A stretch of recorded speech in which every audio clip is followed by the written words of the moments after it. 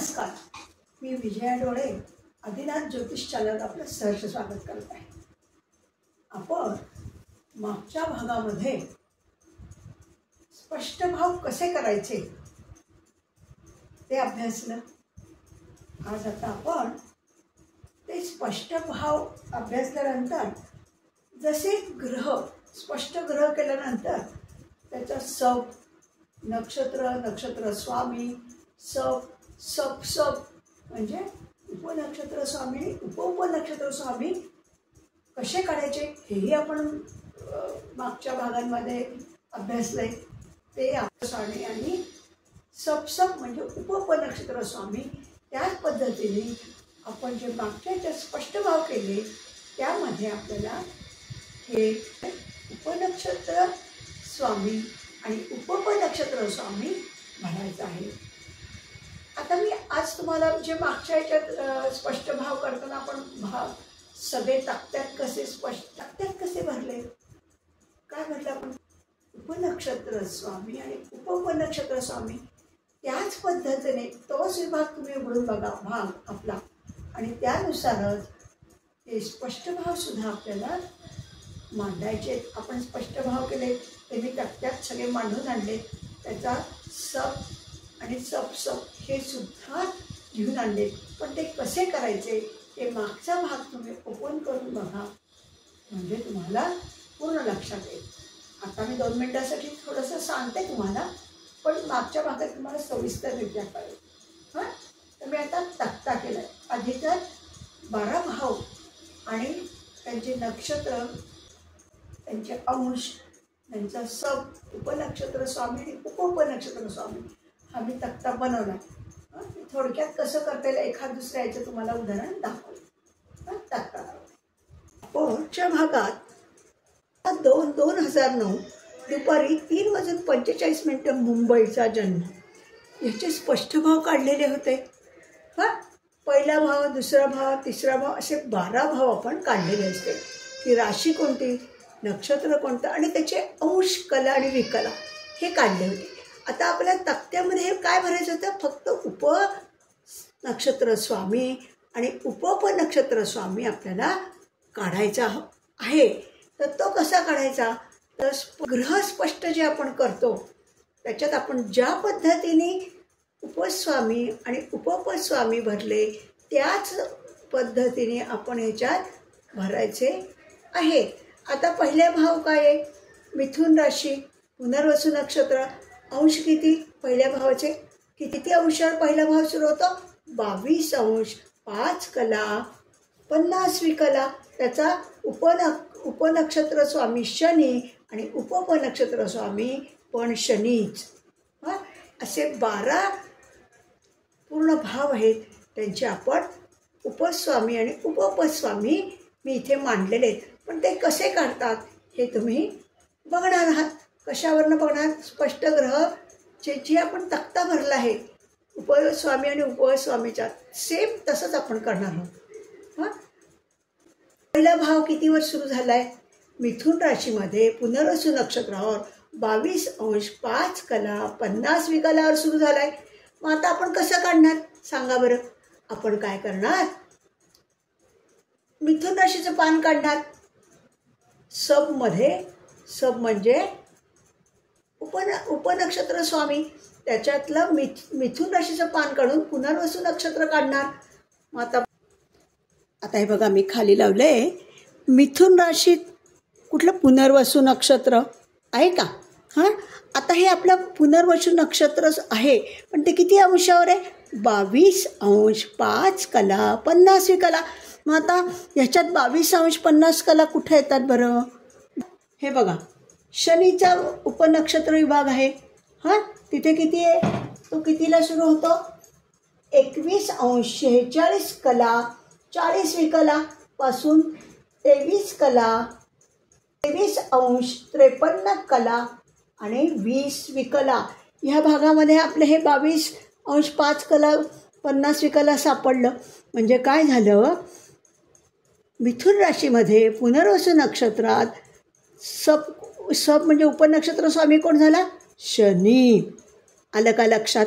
हे आपण स्पष्ट ग्रह करताना तक्ता भरताना हे सगळं पाहिलेलं आहे. पुन्हा तुम्हाला आठवण करून देण्यासाठी एखादा मी दाखवते. हां, आता मग काय करावं लागेल आपल्याला?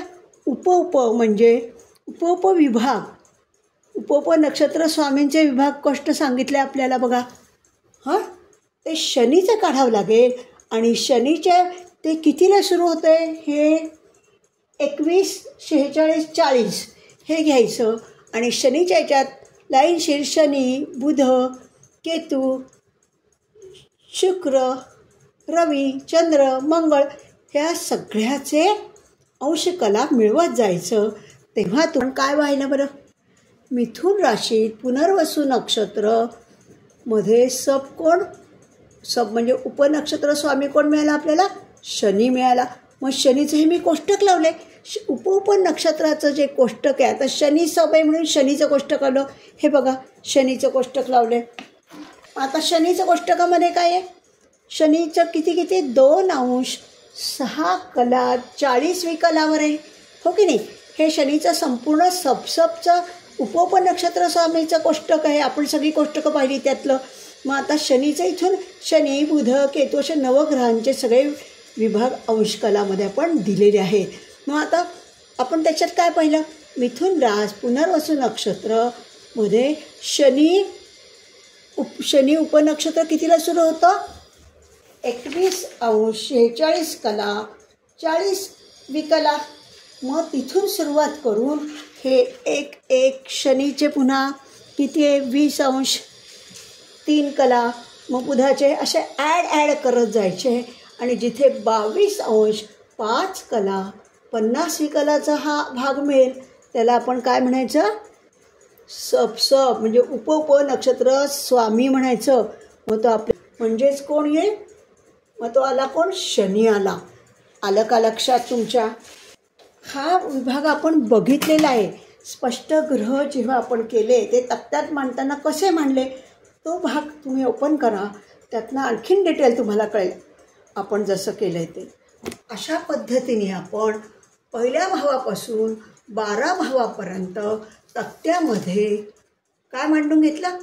उपस्वामी, उपनक्षत्र स्वामी आणि उपनक्षत्र आणि उपस्वामी हे सगळे नक्षत्र अंशकला विकला ह्यानुसार उपनक्षत्र स्वामी आणि उपनक्षत्र स्वामी सगळे मांडून घेतलेले आहेत. ते अशाच पद्धतीने. हां, मग आता पहिल्या भावाचा उपनक्षत्र स्वामी कोण झाला? शनी. उपनक्षत्र स्वामी कोण झाला? पहिल्या भावाचा शनी झाला. दुसऱ्या भावाचा उपनक्षत्र स्वामी कोण झाला? बुध. आणि उपनक्षत्र स्वामी शुक्र झाला. तिसऱ्या भावाचा कोण झाला? उपनक्षत्र स्वामी शुक्र आणि उपनक्षत्र स्वामी शनी झाला. चौथ्या भावाचा उपनक्षत्र स्वामी शनी झाला आणि उपनक्षत्र स्वामी बुध झाला. पाचव्या भावाचा कोण झाला? गुरु झाला. उपनक्षत्र स्वामी आणि उपनक्षत्र स्वामी सुद्धा गुरु झाला. उपनक्षत्र 6व्याचा कोण झाला? रवी उपनक्षत्र स्वामी आणि केतू उपनक्षत्र स्वामी. 7व्याचा शनी उपनक्षत्र स्वामी आणि उपनक्षत्र स्वामी सुद्धा शनी. 8व्याचा कोण? शनी उपनक्षत्र स्वामी आणि मंगळ उपनक्षत्र स्वामी. 9व्याचा कोण? केतू उपनक्षत्र स्वामी आणि शनी उपनक्षत्र स्वामी. 10व्या भावाचा कोण?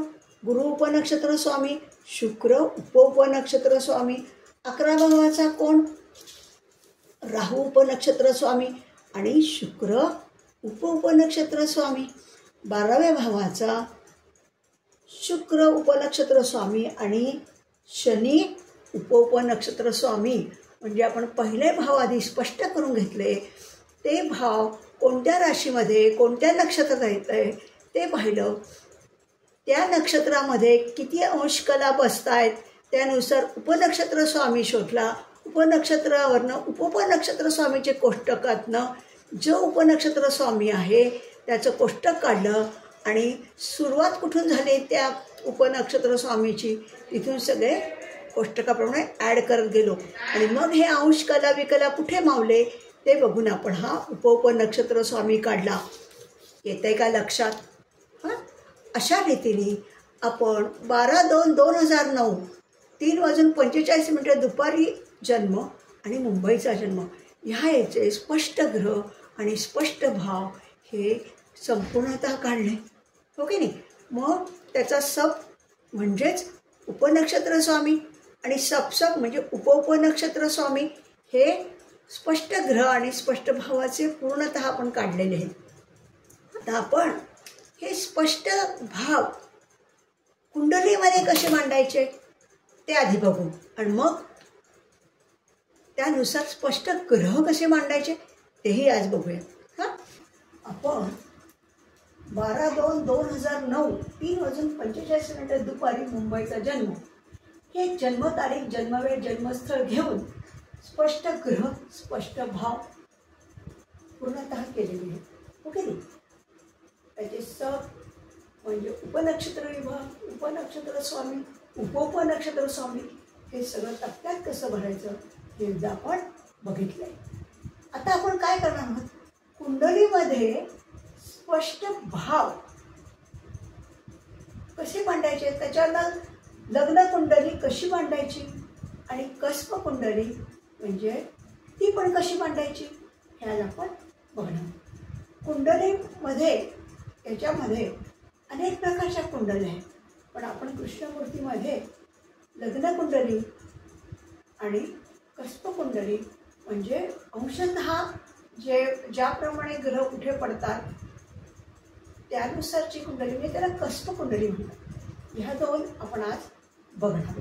आपण जो चार्ट तयार केला आहे भावाचा, पहिल्या भावापासून 12 भाव आपण तयार केले, ते कोणत्या नक्षत्रात आहे, कोणत्या राशीत आहे, आपण हे सगळं काढलंय. तो तक्ता मी लावलाय आणि वर कुंडलीचा तक्ता लावलाय की त्याच्यात त्याला काय म्हणायचं, लग्न कुंडली. हां, ते कसे मांडायचे हे भाव काढलेले, कुठला भाव कुठे आला बरं हे आपण आता लग्न कुंडली आणि कस्प कुंडली ह्या दोन्ही आज बघू. हां, मी चार्ट लावतो. पहिलं तर कुंडलीचं आपण चित्र काढलं आहे. हां, तुम्हाला माहिती आहे हा पहिला भाव, पहिल्या भावापासून डाव्या साईडनी अँटी क्लॉकवाईज सगळे भाव आपण धरतो किंवा त्यात राशी मांडतो. पहिला भाव, दुसरा भाव, तिसरा भाव, चौथा भाव, पाचवा भाव, 6वा भाव, 7वा भाव, 8वा भाव, 9वा भाव, 10वा भाव, 11वा भाव आणि 12वा भाव असे 12ही भाव हे काय स्थिर असतात हे आपण बघितलंय. मग ह्यात जे आकडे असतात ते राशींचे असतात. मग ही रास 3च का आली हो, ही 8 का आली नाही? तर हे आपण आता स्पष्ट भाव केले बघा, एक पहिल्या भावापासून 12 भावापर्यंत, हो की नाही? त्यात पहिल्या भावात कुठली राशी आली आहे बघा बरं, मिथुन रास, पुनर्वसू नक्षत्र, हो की नाही? आपण आत्ताच बघितलं. मग मिथुन राशीचा नंबर किती आहे बरं? पहिली मेष, दुसरी वृषभ आणि तिसरी मिथुन.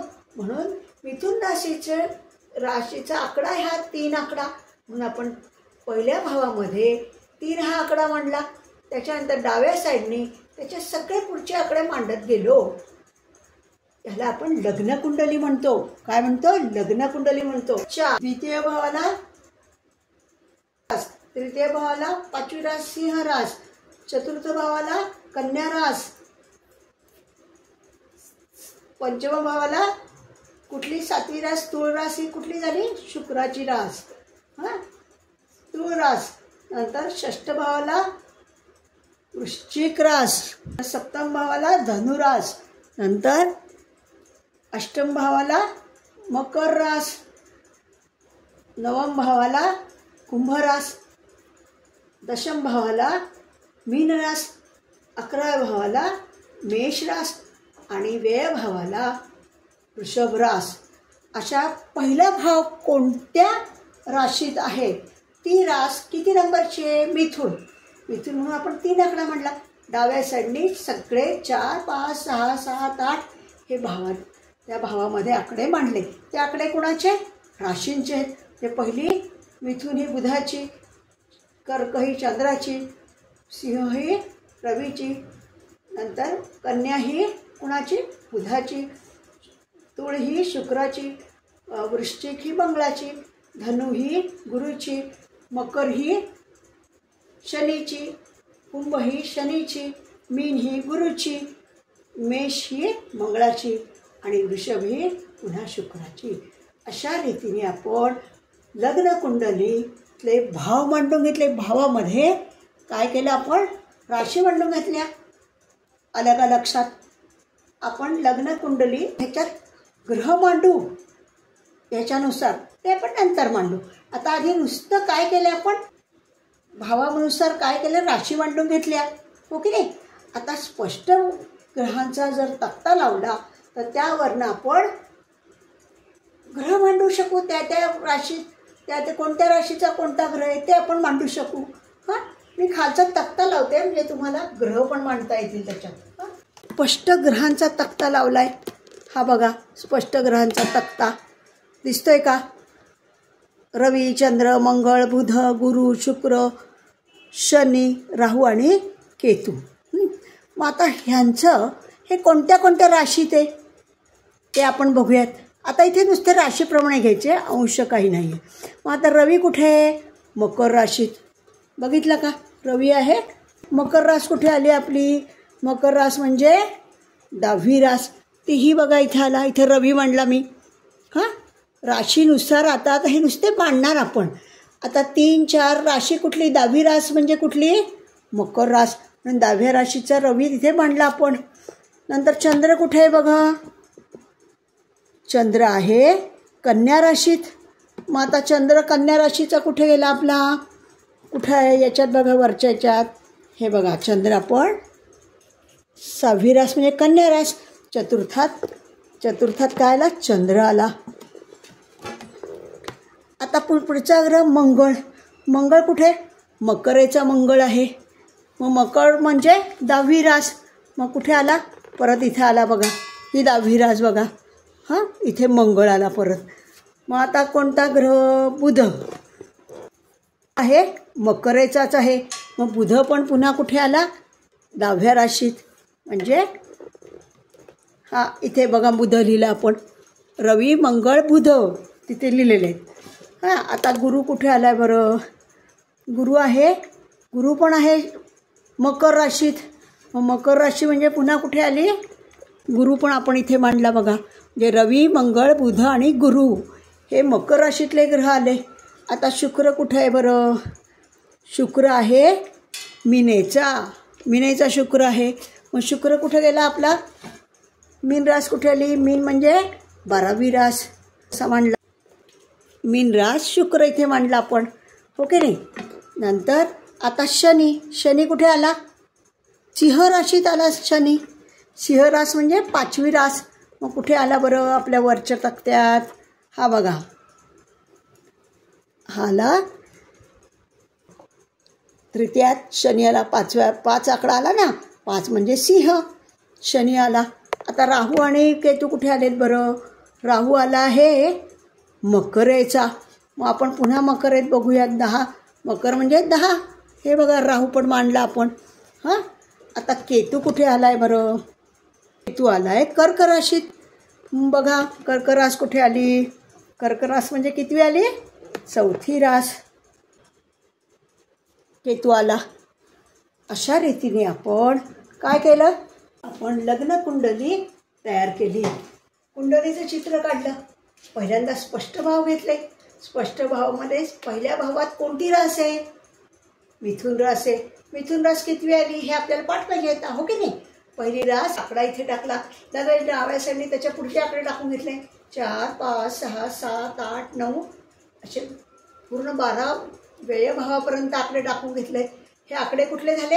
राशींचे झाले. हां, आणि हे तयार करून घेतलं भावकुंडलीवरनं आपण 12 भावांवरनं. मग काय केलं? स्पष्ट ग्रह घेतले. प्रत्येक ग्रह कोणत्या राशीत आहे ते नुसतं बघितलं. अंश बघितलेले आहेत बरं का, नुसते राशी बघितलं. रवी मकरेत, चंद्र मकरेत. मकर म्हणजे 10वी रास. आता हे आपल्याला पाठ झालेले आहेत कोणत्या राशी कोणत्या नंबरच्या आहेत ते. हां, रवी चंद्र मंगळ सगळे 9च्या 9 ग्रह आपण याच्यात राशीच्या आकड्यानुसार भरून घेतले. आलं का लक्षात? अशा रीतीने ही लग्न कुंडली म्हणजे ह्यात अंशतः पाहिलेलं नाही. आपण काय केलं, राशीनुसार हे मांडून घेतलं. आलं का लक्षात? आधी भावकुंडली म्हणजेच कस्पकुंडली बघणार आहे. भाव म्हणजे स्पष्ट भाव जे आपण केले आहे त्याच्यात जे अंश कला विकला केले स्पष्ट केलेले आहेत की नाही, प्रत्येक भावाचे स्पष्ट अंश कला विकला केलेत. त्यानुसार पहिल्या भावात किती अंशाला ती सुरू होतो आणि किती अंशाला संपतो हे आपल्याला त्यानुसार आपल्याला ही कस्पकुंडली मांडायची. कस्पकुंडली म्हणजे अंशानुसार. आत्ता आपण लग्नकुंडली कशी मांडली बघा.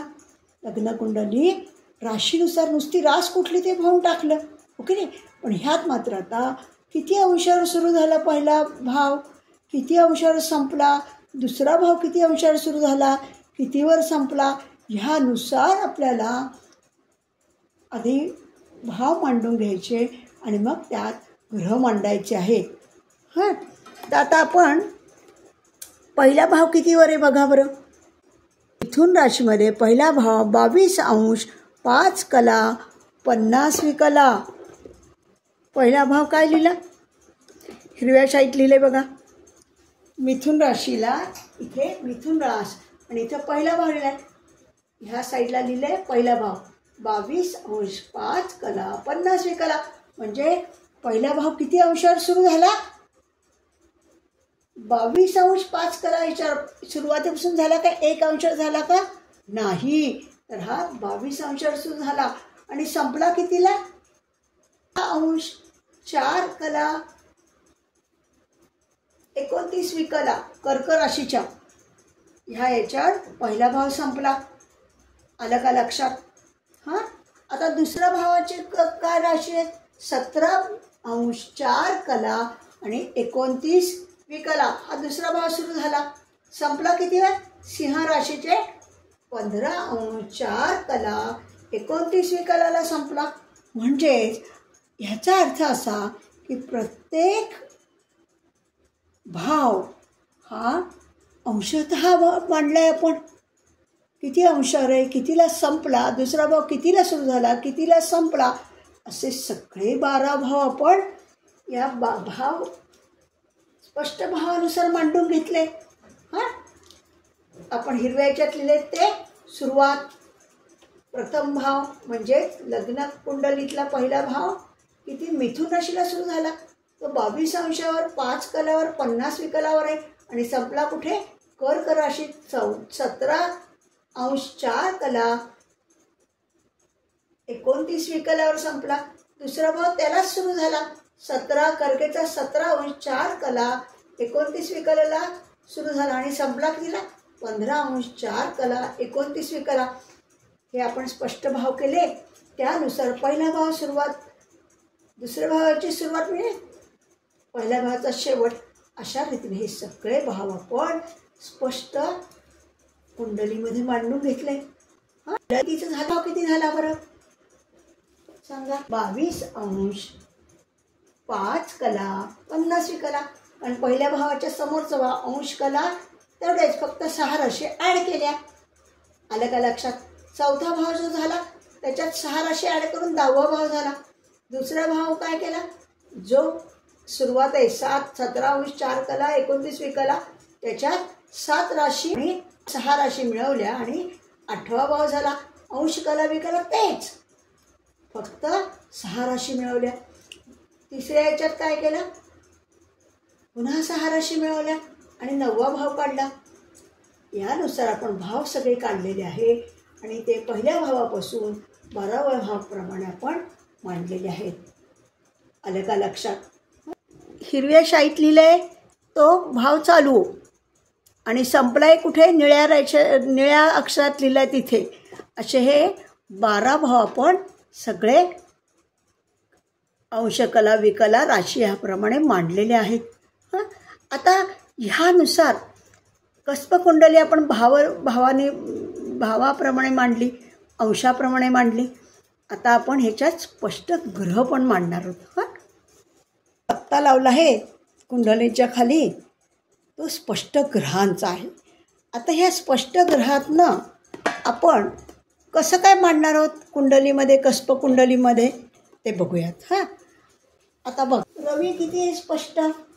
29 अंश 56 कला 38 विकला. आता रवी कुठे मांडायचा? कुठल्या? मकर राशीचा. मकर राशी इथे किती आहे पाहिजे? मकर राशी. मग कितीला सुरू झाली आहे बरं ही? 7ला सुरू झाली आहे. म्हणून आपण रवी 29 अंश कुठपर्यंत आहे ते? 15 अंश 4 कला 29 विकलापर्यंत आहे. म्हणून रवी आपण ह्याच्यामध्ये, कारण तो 29 अंश 56 कला 38 विकला, म्हणून इथे आपण रवी मांडला. हां, आता चंद्र कसा आला? चंद्र 6 अंश 59 कला 38 विकला कन्येचा. आता चंद्र बघा, कन्येत आला का तो? नाही. त्याच्या अंश किती आहे? 6 अंशावर आहे तो. 6 अंश 59 कला. मग इथे सुरू कितीला झाले? अंश 4 कला 29 विकलावर सुरू झाले. ते संपले किती? 16 अंश 4 कला 29 विकला. आणि चंद्राचं किती? 6 अंश आहे. म्हणून तो चतुर्थात न जाता तृतीयात आला. हे कस्प कुंडलीमध्ये मागे पुढे ग्रह होऊ शकतात. मागच्या लग्न कुंडलीमध्ये तो चतुर्थात आला होता कन्या रास म्हणून, पण अंशतः तो आता तृतीयात गेला. आलं का लक्षात? आता मंगळ किती अंशावर आहे? मंगळ आहे मकरेचा 12 अंश 7 कला 39 विकला. आता बघा, 12 अंश मकर राशी ते 17 अंशावर सुरू झाले अष्टम भाव, म्हणून तो कुठे पडला? सप्तमात पडला. जरी मकर रास असली तरी तो धनुराशीच्या याच्यात गेला. कारण काय? मकर रास अष्टम भावात कितीला सुरू झाली? 17 अंशावर सुरू झाली. आणि ह्या तर आपला 12 अंशावर आहे. म्हणून मंगळ हा अलीकडच्या भावात आला. कुठे आला? सप्तम भावात आला. आता बुध राशी 3 अंश 54 कला 21 विकला. 3 अंश आहे बघा. 3 अंश म्हणजे कुठे आला? इथे आला. हे 17 अंशाला सुरू झालं ना अष्टम भाव, म्हणून मग तो मकरेत नाही तर धनुराशीत गेला. धनुराशीच्या किती अंशाने सुरू झाला? 22 अंश 5 कला 50 विकला. त्याच्यातनं कितीपर्यंत आहे? मकरेचे 17 अंशापर्यंत आहे. आणि हा तर आपला कितीला आहे? 3 अंशावर आहे. म्हणून तो सप्तमात पडला. असं आपल्याला. आता गुरु कुठे आला? गुरु मकरेचा 14 अंश 59 कला 59 विकला. 14 अंश कुठे आले बरं मकरेचे? हे 17ला सुरू झाले. अष्टम भाव 17ला सुरू झाले मकर रास इथे. म्हणून हा पण इथे कुठे पडला? सप्तम भावात पडला. हां, कारण धनुराश 22 अंश 5 कला 50 विकलावर सुरू होऊन मकरचे 17ला संपलाय. आणि हे किती आहे? गुरु आहे 14ला आहे, 14 अंशावर आहे. म्हणून तो सप्तम भावात गेला. आता शुक्र मीनेचा आहे. किती अंश आहे? 13 अंश 7 कला 39 विकला. बघा बरं कुठे आला? 7 अंश. नवम भाव कितीला सुरू झालाय? 15 अंश 4 कला आणि 29 विकलेला सुरू झालाय. आणि हा कितीला? मीनेच्या. शुक्र कितीला आहे?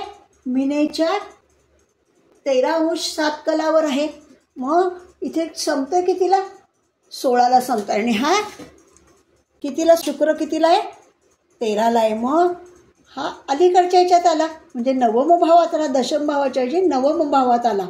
अंशतः करताना घर मागे किंवा एक घर पुढे जाऊ शकतो, कारण अंशाप्रमाणे आहे ना, म्हणून. आता शनी सिंह राशीत 26 अंश 18 कला 7 विकला. हां, आता कुठे आला बरं शनी? कोणाचा? सिंहाचा आहे. मग आता बघा, हां, शनी सिंहाला 15 अंश 4 कला 29 विकलाला सुरू झालं आहे. आणि संपले किती? कन्येला 16 अंश 4 कला 29 विकला.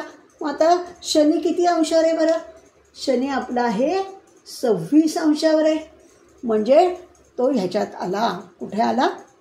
तृतीयातच आला. हां, आता राहू कुठे आला? राहूचं काय आहे?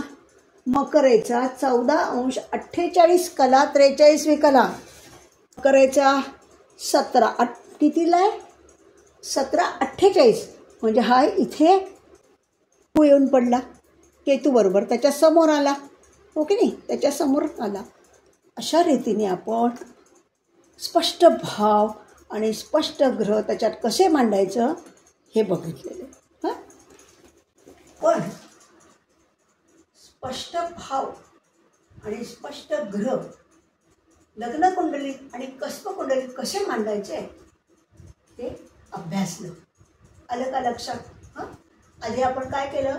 12/2/2009 3:45 दुपारी मुंबईचा जन्म याचे स्पष्ट ग्रह करून घेतले, स्पष्ट भाव करून घेतले, त्याचे सब म्हणजे उपनक्षत्र स्वामी काढले, उपनक्षत्र स्वामी काढले, ते तत्त्यात कसे भरायचे ते पाहिलं.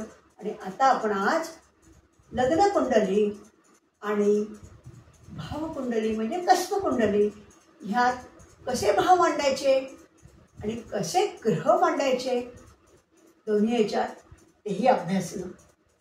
तेव्हा मला असं वाटतं आज आपण इथेच हा भाग संपवूया आणि पुढच्या भागामध्ये चंद्रकुंडली आणि नवमाश कुंडली हे अभ्यासूया. नमस्कार, धन्यवाद. आपण सगळ्यांनी हा कुंडलीचा भाग पाहिलाच असेल आणि सगळ्यांनी लाईक आणि सबस्क्राईब केलं असेल याची मला पूर्ण खात्री आहे. ते आपण पुढल्या भागामध्ये लवकरच भेटूया. धन्यवाद.